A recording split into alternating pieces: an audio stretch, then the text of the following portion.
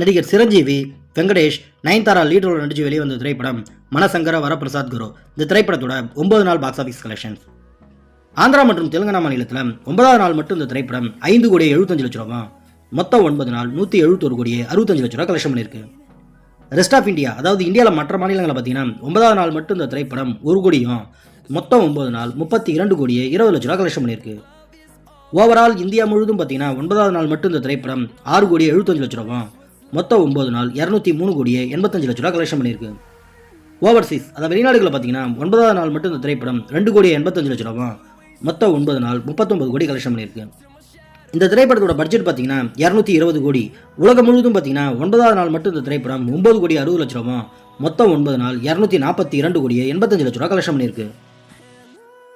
நடிகர் பிரபாஸ், நிதி Agarwal lead role நடிச்சு வெளிவந்த திரைப்படம் த ராஜா சாப். இந்த திரைப்படத்தோட 12 நாள் box office collections.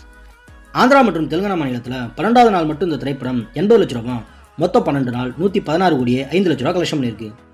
Rest of India, அதாவது இந்தியாவில் மற்ற மாநிலங்களில் பார்த்தீங்கன்னா 12வது நாள் மட்டும் இந்த திரைப்படம் 80 லட்ச ரூபா, மொத்தம் 12 நாள் 52 கோடி கலெக்ஷன் பண்ணியிருக்கு. ஓவரால் இந்தியா முழுவதும் பார்த்தீங்கன்னா 12வது நாள் மட்டும் இந்த திரைப்படம் 1 கோடி 60 லட்ச ரூபா, மொத்தம் 12 நாள் 168 கோடி 5 லட்ச ரூபா கலெக்ஷன் பண்ணியிருக்கு. ஓவர்சீஸ், அதாவது வெளிநாடுகள் பார்த்தீங்கன்னா 12வது நாள் மட்டும் இந்த திரைப்படம் 15 லட்ச ரூபா, மொத்தம் 12 நாள் 33 கோடி 70 லட்ச ரூபா கலெக்ஷன் பண்ணியிருக்கு. த ராஜா சாப் திரைப்படத்தோட பட்ஜெட் பார்த்தீங்கன்னா 400 கோடி.